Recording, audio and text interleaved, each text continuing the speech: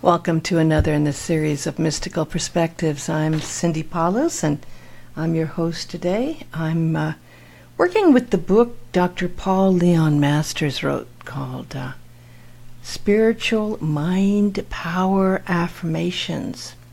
And I've been doing this for weeks and weeks. This is the 25th episode, so we're doing it for a while.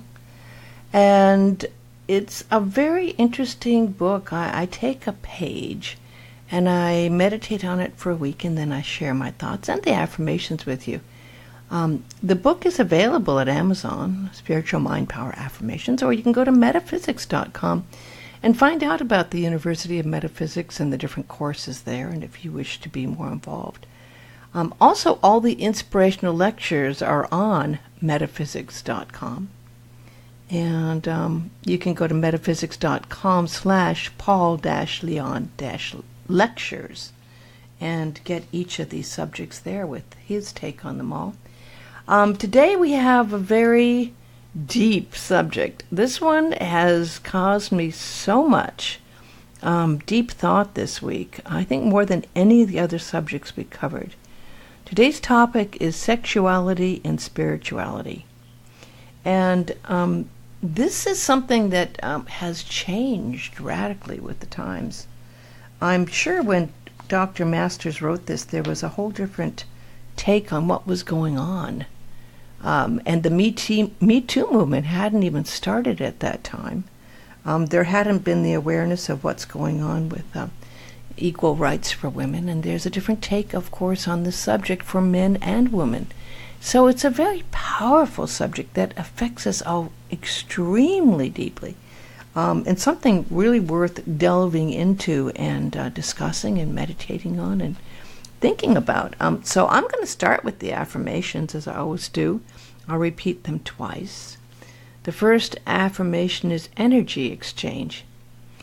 I understand that in all sexual activity there is an energy exchange that affects both people, holistically affecting the physical body energies, mental energies, at all mental levels, the spiritual level associated with the soul's purpose, and up to the God level, depending upon how one with universal consciousness each participant is. Well, there's a lot there, isn't there? That's one of the longer affirmations that has been in this book, so I'll repeat it. I understand that in all sexual activity there is an energy exchange that affects both people holistically, affecting the physical body energies, mental energies at all mental levels, the spiritual level associated with the soul's purpose, and up to the God level, depending upon how one universal is one with universal consciousness each participant is.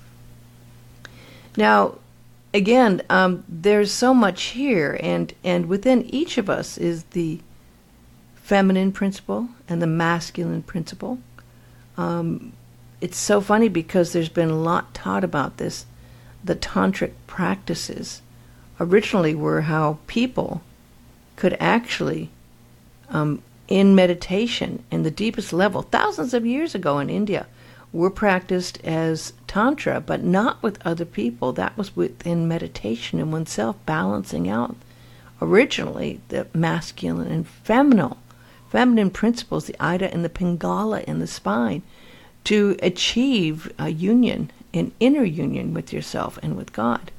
Now, of course, as the commercial element got involved, Tantra has totally changed. Tantra is now used in a lot of places to make money and for people to teach practices about spirituality. And sometimes it is really spiritual, but most of the time it involves a lot of people improving their sexuality or their sexual experience. That happens when we get into the commercial field of sexuality, of course. Okay, the next one is positive and/or negative. I understand that energy exchange between people during intimacy can have a positive or negative effect on one or both people. All right, repeating that. I understand that energy exchange between people during intimacy can have a positive or negative effect on one or both people. Now here we get into such a very interesting subject, okay? So there can be sex between women and women, men and men, or women and men. But the idea here isn't involved in that. The idea is that there's different levels of awareness and consciousness, different levels of perspectives, different experiences. And there can be sex used for power, sex used for money, sex that is actually non-consensual sex, and that happens more than people realize. 1 in 5 women are raped, and a lot of times this happens in school, or high school and or college. And of course that can happen also. We can have sexual abuse of children. And that happens more than we ever realize. I mean, it's extremely something that is common. Now we all know what's happened with the churches, with the Catholic Church going through major upheavals because of some of the priests being pedophiles. So I guess that would definitely cover the positive or negative effect on one or both people, right? And when this happens, of course, you can hear the stories of how some of these people who were abused by their priests' lives totally changed. And anyone that suffered abuse has gone through major changes in their life. So I went through sexual abuse with a neighbor who was a babysitter. And I was young and babysitting, and took me years to really realize what had happened. I didn't know. I buried it for years and years, probably about 30 or 40 years before I realized what had happened. When you'd go into meditation and deep experiences, a lot of these things that you have buried do come out. Okay, the next one is gratificational or recreational sexuality. I understand that sexual activity only for the sake of physical gratification of the body produces no lasting positive effect on the body, soul, or oneness with God, and leaves one empty in mind and soul with a void to fill, producing the need for more sexuality, possibly leading to addiction. Now, I'm going to repeat that, but I do have to say that doesn't take into account here that what might be considered recreational sexuality or gratificational sexuality with one person may not feel the same way to another.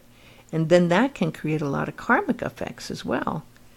And a lot of heartache. And if someone really feels much more that it's not recreational, and the other person thinks it's just recreational, then there's all kinds of problems that can come from this. Again, repeating, I understand that sexual activity only for the sake of physical gratification of the body produces no lasting positive effect on the body, soul, or oneness with God, and leaves one empty in mind and soul with a void to fill, producing the need for more sexuality, possibly leading to addiction. Now, there are many sexual addicts, and of course this has become a whole field of counseling. And some of these people who say they're healing sexual addiction have made a fortune, because there's been so many people that have gotten caught in the sexual addiction things and said, oh, well, I was addicted, I wasn't able to control it. And they use that as the reason why they need to have counseling, right? The next one's karma. I understand that there may be karmic reasons for any sexual contact, individual, collective, or both, with the payback of negative energy or the reward of positive energy. Now, I think sexuality, maybe more than anything else, has the most karmic repercussions. There's definitely more negative karma when there's a death. or pain that's inflicted on someone that happens. But sexuality can create deep karma that can take lifetimes to work out. And that's something to definitely consider. I'll repeat that. I understand that there may be karmic reasons for any sexual contact, individual, collective, or both, with the payback of negative energy or the reward of positive energy. So if there's been some karma that has existed in other lifetimes, in other relationships where there were people that felt they were hurt by the other person, they may be drawn to try to resolve that in this lifetime. And there is sometimes a chance to do that, or sometimes it is not easily accomplished to resolve it, right? But a lot of times understanding that and approaching it with unconditional love and understanding can help. But there's karma that happens in lifetimes when one person hurts another person in a relationship. They can create deep karma. This has really been something that's been interesting because in the 60s and 70s there was quite a bit of free sex going on, and a lot of enlightened people thought that, sexuality was fine to do for, as we were saying, recreational or just for an experience. But then there have been many repercussions in it where some people didn't feel that way, or that there were after effects or connections made that influenced one person but not the other, and there was a lot of pain caused sometimes. So karma is definitely a huge factor that needs to be considered with sexuality. The other is soul's purpose. I understand that the most positive sexual energy exchange is between two people in which the energy exchange helps one or both to better achieve their soul's purpose. Now here's the question: how do you know if it really is their soul's purpose? And this has got to be done with very aware people. And I came up with the term called divine rationalizations, because having been in the spiritual field for 50 years, you can rationalize just about anything if you know the spiritual. Turn to it, because this life is really a dream and there's a lot going on with this dream. But to really be connected with the soul and to understand it is extremely important. And you have to be totally aware that you may be in one place and another person's soul may not be in that place as well. I'm repeating this. I say, I understand that the most positive sexual energy exchange is between two people in which the energy exchange helps one or both to better achieve their soul's purpose. So here we have, of course, the question: is this a marriage? Then again, 50% of marriages end up in divorce. But then there's also the chance that it really is one of those situations where that sexuality is a union that is total union with the other person, the being, and with God. And at that point, then there is that experience of the total union that is a God connection, which is really something that sometimes people try to do through the tantric practices as well. Verbal slang. I understand that having a daily vocabulary expressing verbal slang of words of a sexual nature devalues sexuality, and in turn the total consciousness of the individual is degraded, and the inner distance between the personal soul and the universal spirit or God is greatly widened. Now here you go. I was just talking with a friend yesterday, and she's a member of the Grammys as I am, and she went to one of the Grammy talks, and we've been working hard to try to have more women integrated into the Grammy community. And it was in San Francisco, and she went to the talk, and she could not believe how the woman who was talking, she was a producer and had worked with some really big name stars, but the woman was saying the F word over and over and over again during the talk.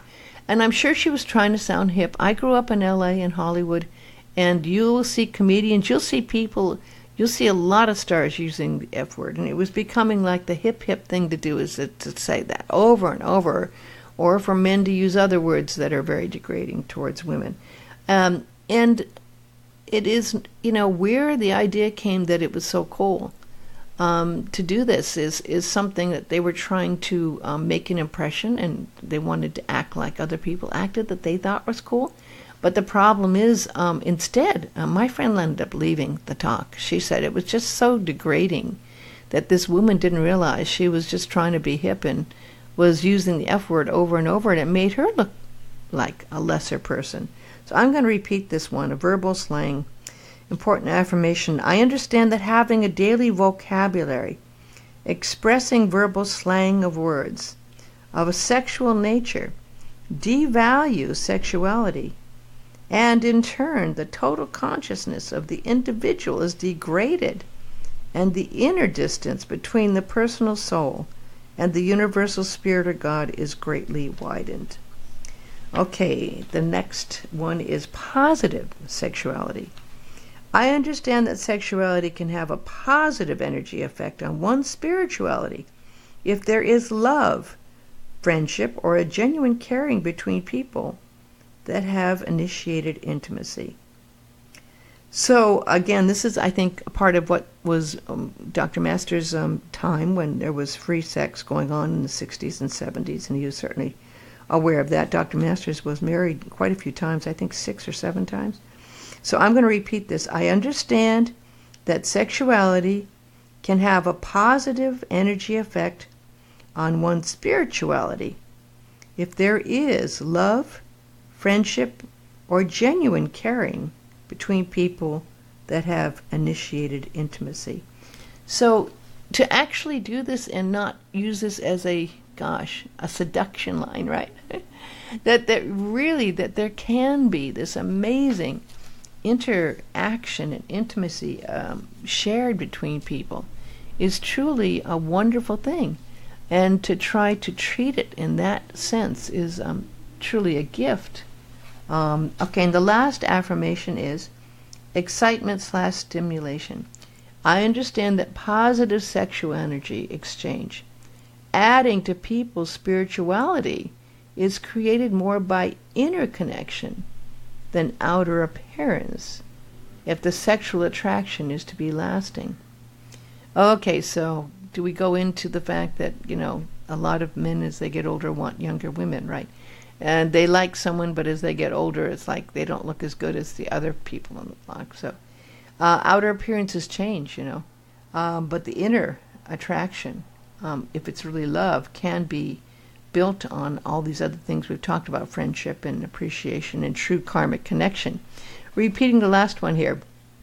I understand that positive sexual energy exchange, adding to people's spirituality, is created more by inner connection than outer appearance if the sexual attraction is to be lasting. Okay, so when we talk about the subject, we have to look at what's going on in the world today. I mean, we know what's happened with the problems with Stormy Daniels and President Trump, and how that encounter there got him into trouble, and then the other relationships he had. We look at President Clinton and how his whole presidency was almost brought down by the sexual interaction that he had.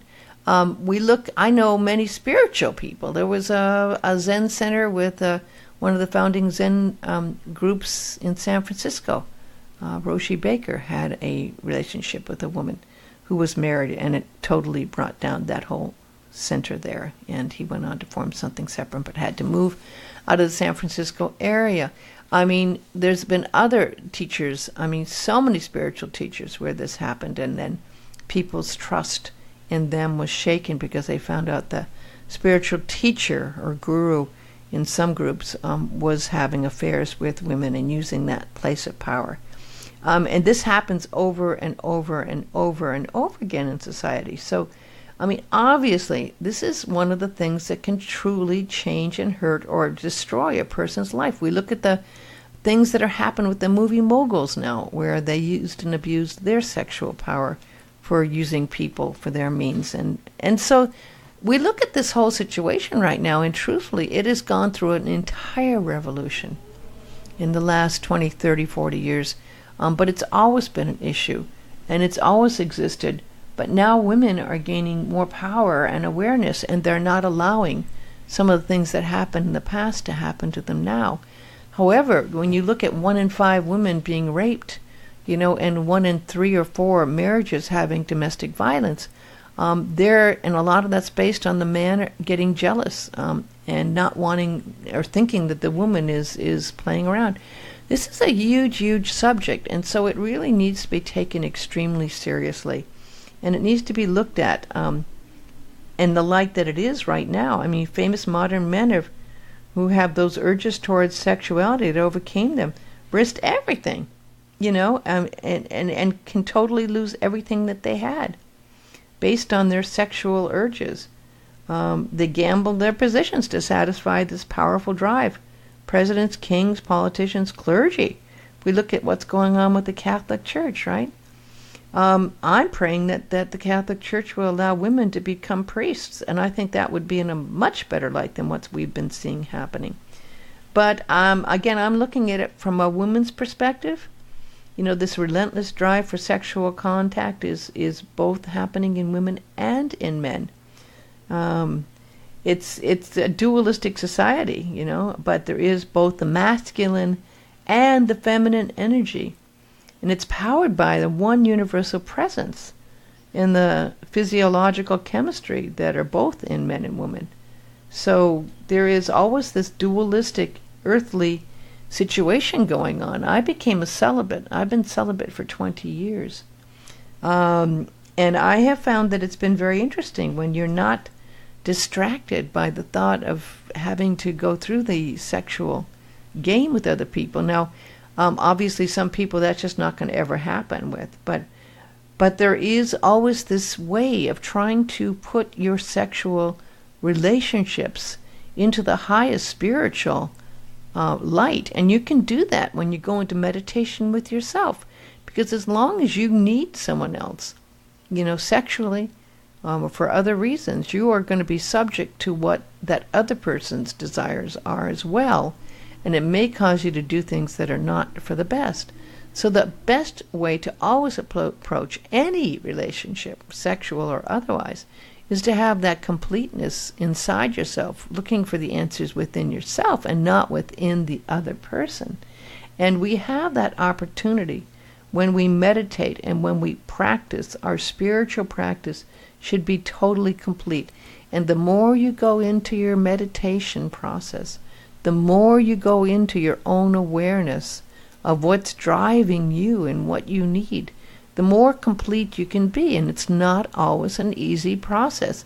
It was through meditation, in my deepest meditations, that I was able to realize I'd blocked out some very uncomfortable sexual encounters that happened. And what the actions I did that followed that were caused by some of these sexual abuse issues that came up when I was young. But it was only because I was able to have that inner connection to God that I knew I was safe and protected and strong. When we have that connection to God within, we can realize what we go through in life. And more we're evolving to the point where we can see now every day millions of people meditating. And when you meditate, you can go into that higher places and take that inner shadow and those inner things that are driving you that you don't want to look at, and you can shine a light on them, and you can bring that into a deeper understanding, and you can forgive others. And it's very hard for some people to forgive others for things that have hurt them in relationships and in sexuality. You can also cut some of the connections. Now, because when we have a very deep connection sexually with another person and a relationship with them, we have these cords, these actual vibrational threads of energy that we can hold on to that are within us, and we can actually learn to cut those energetic cords with light and release yourself from that connection with the other person so that you're free of that energy and you're clear of that energy and you're cleansed of that energy and you're able to move on, and you can then find a perfect person in yourself. And then by knowing that perfect person and forgiving and loving yourself, then you can truly find that love and appreciation and be able to involve yourself in a sexual relationship that is more balanced with one another. Hopefully that other person you find is evolved as you are, and it can be that perfect sexual relationship that's also tied in with love and the union with God and the other as well. And then you're able to achieve that perfect balance of sexuality with a man and a woman, or a woman and a woman, or a man and a man, that is that understanding and love and the higher consciousness joining you with the other and with God and becoming indeed one with that energy. So this is a very, very deep subject. I mean, I know it's hard. I had a very hard time this week thinking of how to approach the subject because so much has changed. This divine feminine principle has really come into its own, and I was made aware of this when I saw Mother Mary in a vision a few years back, and I wrote a book called Mystical Mother Mary about this. And she let me know that the divine feminine principle was no longer going to be held back by men, and that indeed women were going to be able to define their lives in equality and power. And I didn't realize at that time, this was before all of these changes started happening with the Me Too movement, but it's become a huge, huge subject, and something that I think we need to look at and appreciate. And I think more than ever now, there's a chance for women and men to be equal, and in that equality to really be able to have, hopefully, better relationships sexually as well as spiritually. I'm going to close today with a talk. Actually, this is one of the ones I've memorized. It's the Aramaic version of the Lord's Prayer, and I love it. This one was translated by John Mark Harmer, and I think that's Hammer, Hammer. There's many translations from the Aramaic version, but none of the translations I've seen from the Aramaic are close to the Lord's Prayer that was translated that most people repeat today. And I particularly like this particular version because it really connects you to the mystical concept of God. It goes like this: Father, Mother of the cosmos, shimmering light of all, focus your light within us as we breathe your holy breath. Enter the sanctuary of our hearts, uniting within us the sacred rays of your power and beauty. Let your heart's desire unite heaven and earth through our sacred union. Help us fulfill what lies within the circle of our lives today. Forgive our secret fears as we freely choose to forgive the secret fears of others. Let us not enter into forgetfulness, tempted by false appearances, for from your astonishing fire comes the eternal song, which sanctifies all, renewed eternally in our lives and throughout creation. We seal these words in our hearts, committed in trust and faith. Today's talk was based on spiritual mind power affirmations, Dr. Paul Leon Masters' book, Practical, Mystical, and Spiritual Inspiration Applied to Your Life, featuring 130 pages of affirmations to help you shed old mental and emotional patterns and connect with your higher universal mind guidance.